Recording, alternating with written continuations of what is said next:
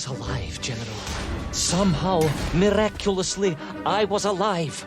Some twist of fate, some hand of destiny, but I was alive.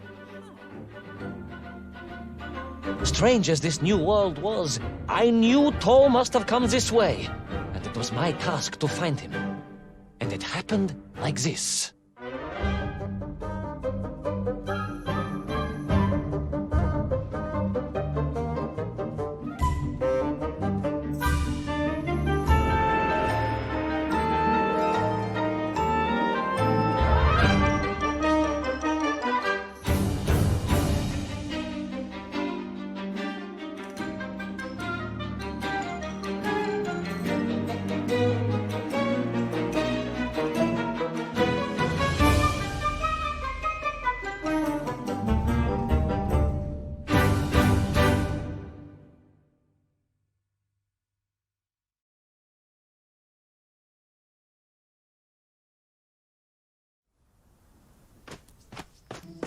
The sun beat down on me relentlessly. The heat was unbearable. I was exhausted. Yet I could not stop. I had to go on. For 7 weeks I trudged across the desert. On the second day... Please, comrade, if we may. I think we can skip the details, unless you consider them to be particularly relevant to the location of Little Orpheus. Of course, General. We will simply omit the tale of the singing chasm, the oasis of mirrors, the sightings of Toll's Mienk aloft on their pterodactyls carrying parts of my crashed rocket drill over the horizon to Lemuria. Wait, the what? Singing chasm? Not that, but the rocket drill. Oh yes, General, the rocket drill. But what did Toll want with it? And why Lemuria? Lemuria? Lemuria, General. I am not familiar with this Lemuria, comrade. Well, that is because it does not exist, General. Or at least, so I thought.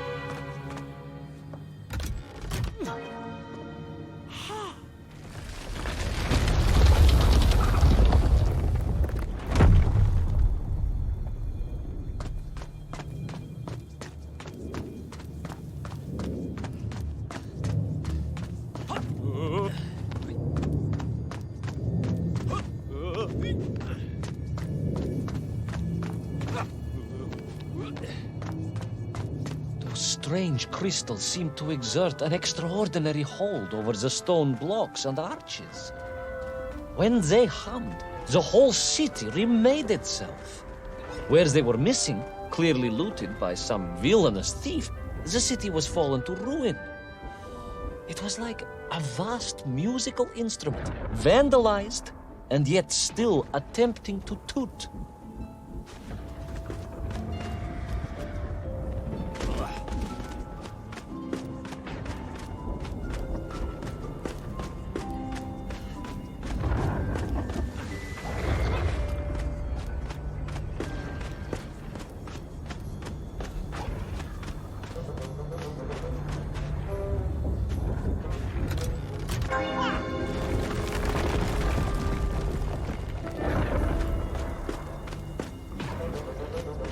How poetic. I am sure our engineers would be fascinated and baffled in equal measure if the whole department hadn't been arrested for sedition last week. I would happily convey it to their skeptical ears. Sedition, General? Really? It is unfortunate news. How poetic. I am sure our engineers would be fascinated and baffled in equal measure. If the whole department hadn't been arrested for sedition last week, I would happily convey it to their skeptical ears. Sedition, General? Really? It is unfortunate news indeed. I am joking.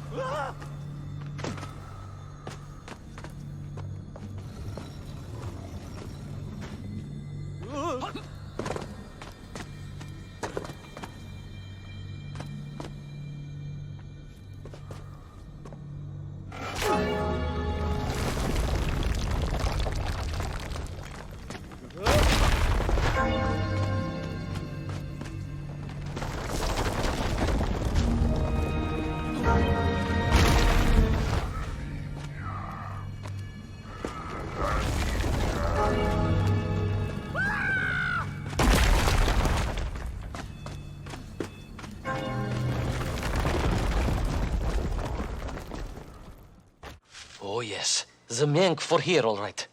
Which meant whatever dastardly scheme Toll had, it was to be enacted on these burning sands. And you will explain this in due course, I imagine. Eminently, General. What you need to know first is this. I have told you already how parts of the devices the enslaved Menk were forced to wear came from the surface. Radio parts and so on, yes, from what you have told me. Assuming there were plenty of lost ships in the ocean as you claim, for Toll to have dredged up what he needed to assemble them. Aha! Good! You are one step ahead of me, General. I said assuming. Of course. Assuming. Now, as I gazed in awe at the buildings rising and falling around me, I realized that the other major component of those mind-controlled helmets was crystal. Toll had raided Lemuria for them. He knew the city. He knew the crystals could amplify vibrations and waves, and was using them to boost the signal of the radio parts to exert his control over the Memph. Which meant...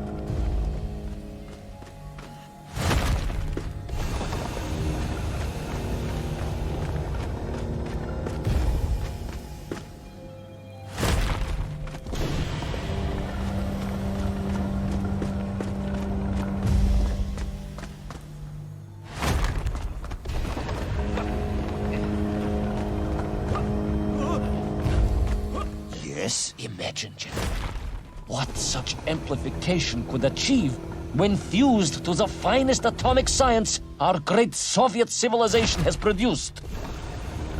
Wait. I do not understand. You said Toll was planning on using the bomb to shatter the Earth's crust to return to the surface. A tragic mistake, General. He had not recognized the extent of his mad ambitions.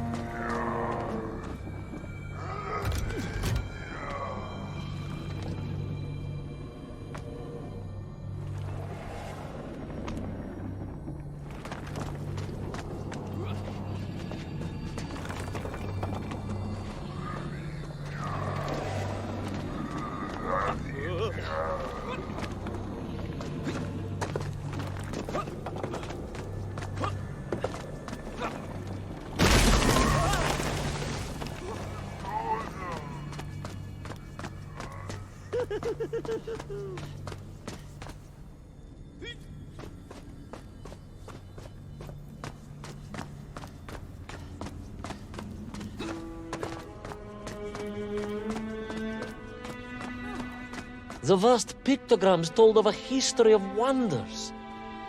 They seem to suggest the Lemurians were travelers from another world, where a mysterious clock seemed to stand. That is very mysterious. As mysterious as the location of little Orpheus, perhaps. Ah, yes, of course, General. I am just getting to that.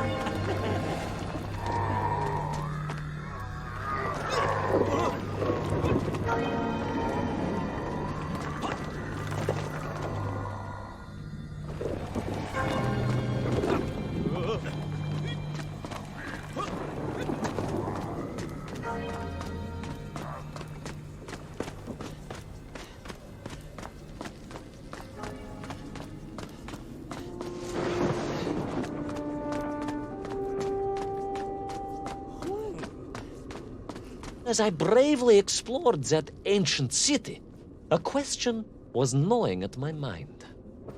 What did it mean that the Lemurians had foreseen the coming of Tol? And who was the man from above that was celebrated as the savior of the Miengf? It was almost as if they could read the future in their crystals.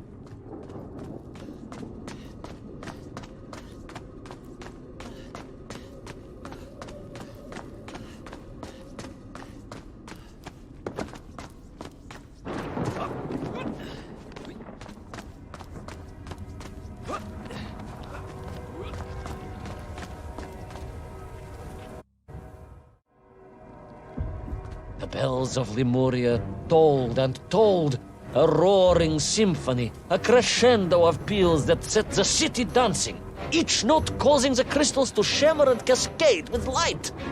But the sandstorm was no natural phenomenon, and the bells did not ring for celebration. Something was very wrong here.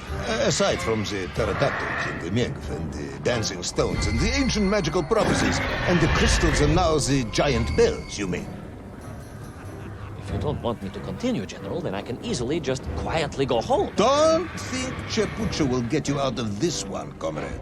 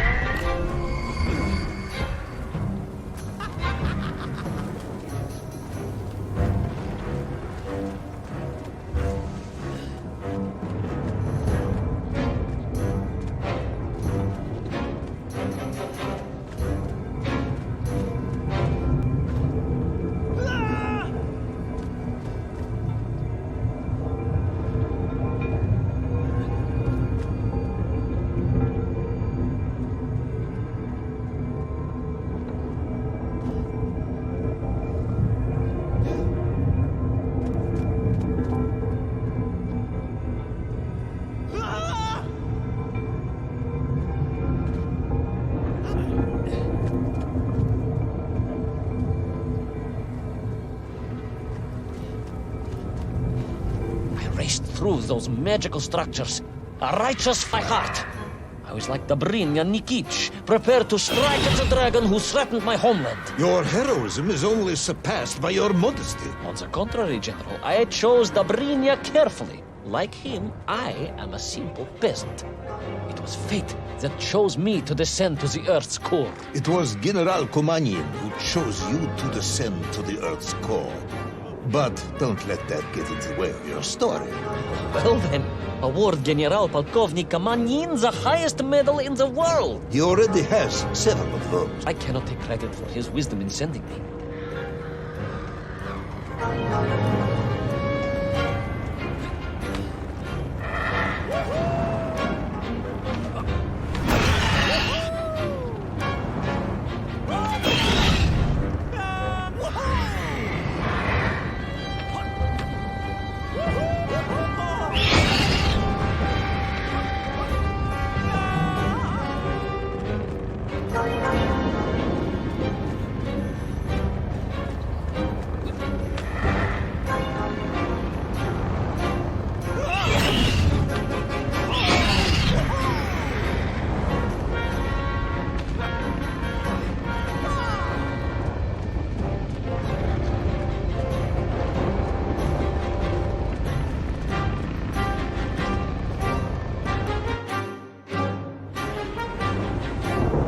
Was once a rocket drill ship, built to burrow into the earth, was now a mighty vessel, repurposed to blast off into the skies.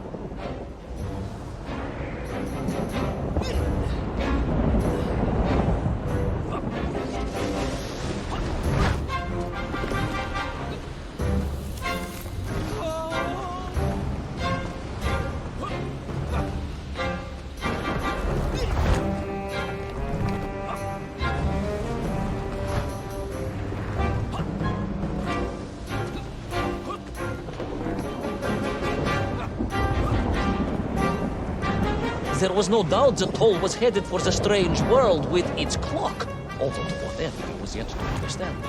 But there was no time to consider, no time for questions.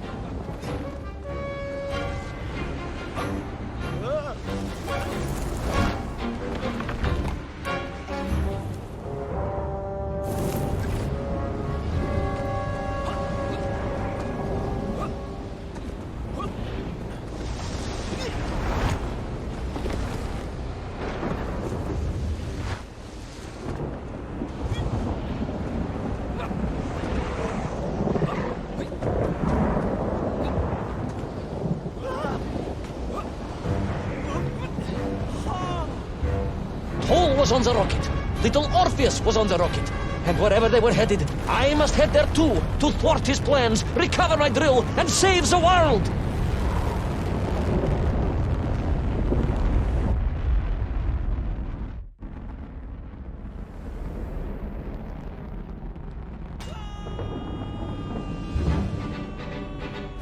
Will our enthusiastic yet disorientated hero be burnt to a cinder by the rocket's engines? Will he be smashed into the rock that surely must be beyond the Lemurian skies? Does Nikolai Petrovich Kamanin really need any more medals? What was the strange clock, and what could it all mean? All of these questions, and more, will be answered, if you're extremely lucky, in the next exciting episode of Little Orpheus!